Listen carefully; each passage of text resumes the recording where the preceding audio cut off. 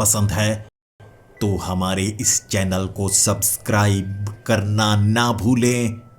तो हेडफोन लगा ले, कमरे की लाइट्स ऑफ कर ले, क्योंकि ये वक्त हो रहा है डरने का।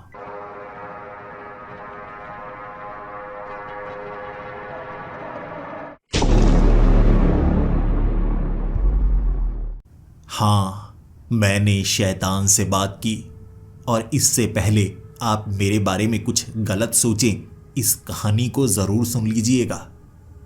कोई इंसान अगर शैतान से बात करे तो उसे बुरा माना जाता है, क्योंकि शैतान को भी तो बुरा कहा जाता है।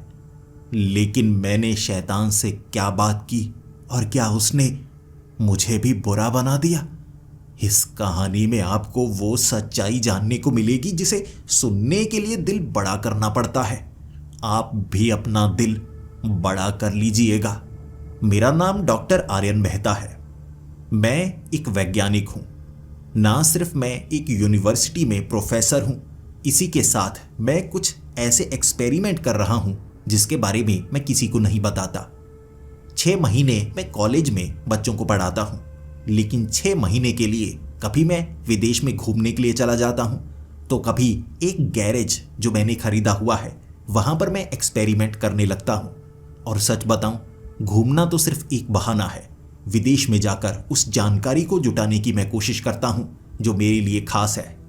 मैं ऐसे वैज्ञानिकों को जानता हूं जिनके कुछ अधूरे एक्सपेरिमेंट हैं, वो उन्हें पूरे कर ही नहीं पाए। इसीलिए उन डॉक्यूमेंट्स को मैं इकट्ठा कर रहा हूं, और इस गैरेज में मैं एक ऐसा एक्सपेरिमेंट करने वाला हूं जो शायद इंसानियत के लिए बहुत बड़ा होगा, या हो सकता है इंसानों को ये मिटा भी दे। लेकिन फिर भी एक्सपेरिमेंट करना हमारा हक है, जिसके बाद हम कुछ नया जान पाते हैं। यहां पिछले 3 सालों से मैं एक ऐसी मशीन बनाने की कोशिश कर रहा हूं जो एनर्जी को ना सिर्फ स्टोर करे बल्कि उसकी जानकारी भी हमें दे। मेरा मानना है एनर्जी में डाटा भी स्टोर हो सकता है, और अगर ये सच्चाई है तो एनर्जी सिर्फ रूप ही नहीं बदलती बल्कि मल्टी डायमेंशनल एंटिटी की तरह काम भी करती है। मैं आसान शब्दों में आपको समझा नहीं सकता। इतना कह सकता हूं, मैं एक ऐसा एक्सपेरिमेंट कर रहा हूं जिसमें हमारे इस यूनिवर्स से मैं दूसरे यूनिवर्स से कांटेक्ट करने की कोशिश कर रहा हूं। और पिछले 6 महीने से मैंने इस गैरेज को एक बंकर की तरह बनाया है। चारों तरफ बहुत ज़्यादा फेंसिंग की हुई है, क्योंकि मैं नहीं चाहता यहाँ पर जैसे एक्सपेरिमेंट हम कर रहे हैं उसकी जानकारी किसी को पता लगे। मैं अकेला नहीं हूँ। 6 महीने से मेरे कुछ नए साथी बने हैं जो रुझान रखते हैं ऐसे एक्सपेरिमेंट्स में, और आप यकीन नहीं करेंगे, उनमें से एक है प्रोफेसर नीरज वर्मा, जो कि एक फिलोसोफर हैं। इसी के साथ काव्या, जो कि एक पैरानॉर्मल रिसर्चर हैं, और राघा बाबा, जो कि एक तांत्रिक हैं। आप हैरान हो गए होंगे, एक वैज्ञानिक आखिर ऐसे लोगों के साथ काम क्यों कर रहा है। यकीन कीजिए, कई बार कुछ बड़ा करने के लिए आपको सोच बदलनी पड़ती है। हमने एक ऐसी मशीन बनाई है जहां पर तंत्र मंत्र से हम एक ऐसा पोर्टल बनाने की पूरी कवायद में लगे हुए हैं कि हम अपने इस ब्रह्मांड से निकलकर किसी दूसरे ब्रह्मांड में जा सकें। और हमारा ये एक्सपेरिमेंट लगभग सफल होने की कगार पर है। आप यकीन नहीं करेंगे, वहाँ से हमें कभी कभी कुछ ऐसा देखने को मिलता है जिसे हमारा दिमाग सही से समझ नहीं पाता। उस पोर्टल के अंदर सिर्फ 1 सेकंड खड़े रहने के बाद मुझे अपना इतिहास आंखों के सामने घूमता हुआ नजर आने लगता है। मुझे मेरा बचपन नजर आता है, मुझे मेरे दादाजी नजर आते हैं, मुझे मेरे दादाजी के भी दादाजी नजर आते हैं। यानी मैं इस मशीन के जरिए इतिहास को खंगाल पाता हूं, और इसीलिए मेरा मनोबल बढ़ जाता है कि हम इससे अलग ब्रह्मांड की जानकारी भी जुटा सकते हैं।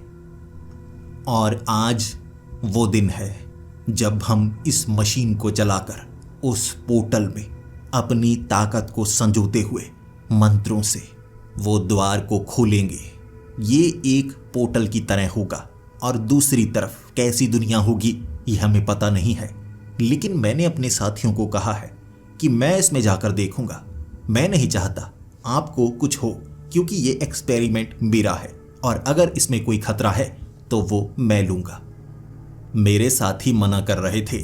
वो कह रहे थे कि हम किसी मशीन को भेजेंगे, लेकिन मैंने उन्हें कहा एक बड़ी मशीन खरीदने के लिए हमें बहुत ज़्यादा खर्च करना पड़ेगा और इसी के साथ इसे गुप्त रखते हुए हमें लगभग 1 से 2 साल लग जाएंगे और मैं इतना इंतज़ार कर नहीं सकता। कभी कभी मेरे दिल की धड़कन तेज़ हो जाती है, ब्लड प्रेशर कभी कभी बढ़ने लगता है और मुझे एक बार दिल का दौरा भी पड़ चुका है। इसीलिए मैं इंतज़ार नहीं कर सकता। कई बार हमारे जैसे वैज्ञानिक बस इंतज़ार करते रह जाते हैं और उस दृश्य को वो देख नहीं पाते जिसके लिए उन्होंने पूरी जिंदगी लगा दी होती है। मैं अपनी जिंदगी दांव पर लगाने को तैयार था, इसीलिए मुझे रस्सी से बांधा गया, क्योंकि हो सकता है वो पोर्टल मुझे अंदर की तरफ खींचने की कोशिश करे। हमने उस पोर्टल को खोल दिया था। साथ में वो तांत्रिक अपने मंत्रों से उस ताकत को मशीन के अंदर पैदा कर रहे थे और मशीन को हम बिजली पूरी ताकत से दे रहे थे। मैं जैसे ही उस पोर्टल के अंदर गया, मुझे दूसरी तरफ ना भविष्य नजर आया था, ना इतिहास नजर आया था। मुझे दिखा था एक अलग संसार, एक अलग दुनिया। ऐसा लग रहा था जैसे काले रंग की ये दुनिया हो। पेड़ भी लगे हुए थे, बड़े बड़े पहाड़ भी थे और मैंने एक पत्थर को उठाया। इससे पहले कि मेरे साथी रस्सी से मुझे खींच लेते, मैंने बस उस पत्थर को उठा लिया था और उसके बाद मैं उस पत्थर को लेकर वापस अपने उस गैरेज में पहुंच चुका था। कोई यकीन करेगा, हम गैरेज से एक अलग दुनिया में सफर कर सकते हैं। हम सब एक दूसरे को गले से लगा रहे थे, लेकिन जब मैंने अपने साथियों को वो पत्थर दिखाया, उनकी आंखें चमक गईं। लेकिन राघा तांत्रिक ने कहा था, ये क्या लेकर आ गए तुम? तुम्हें नजर नहीं आ रहा ये क्या चीज है? इससे एक अलग सी ताकत की अनुभूति होती है। तुम किसी अलग ब्रह्मांड में नहीं गए थे, तुम मौत की दुनिया में गए थे और हमने मिलकर किसी ब्रह्मांड का द्वार नहीं बनाया है, हमने मिलकर मौत की दुनिया का दरवाजा खोला है। हम मौत की दुनिया में जा सकते हैं। ऐसा करते हैं से बंद कर देते हैं, क्योंकि मौत की दुनिया में ऐसी ऐसी ताकतें हैं जो अगर इस दुनिया में आ गई तो विनाश कर सकती हैं। और मैंने सुना है शैतान को भी मौत की दुनिया में कैद किया गया है, जो पहले हमारी दुनिया में भी हुआ करता था और हमेशा विनाश होता था। तो मौत की दुनिया से अगर गलती से शैतान आ गया तो हम विनाश कर देंगे।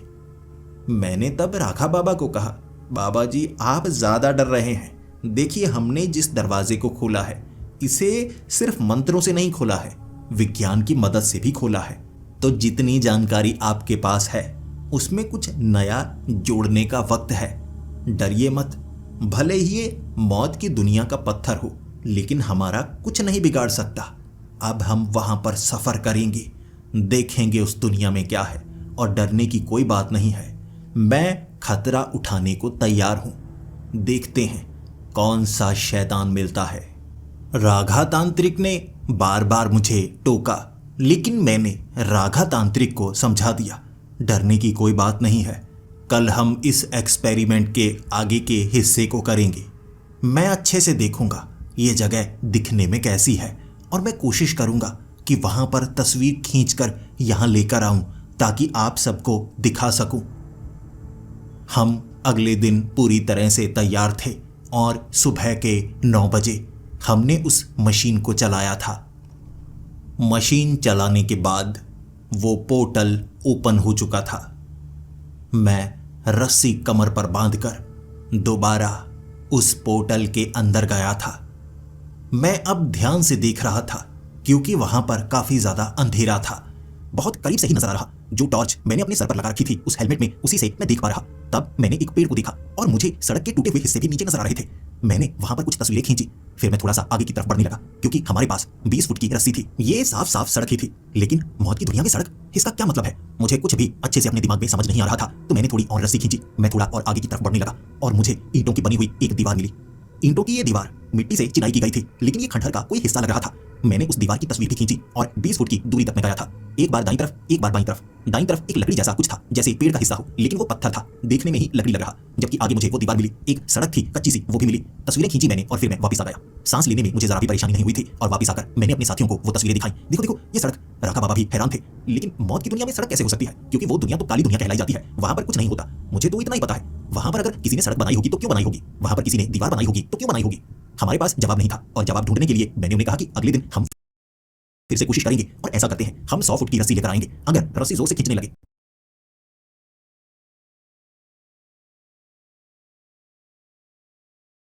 तो वापस मुझे खींच लेना। वैसे आवाज इस तरफ की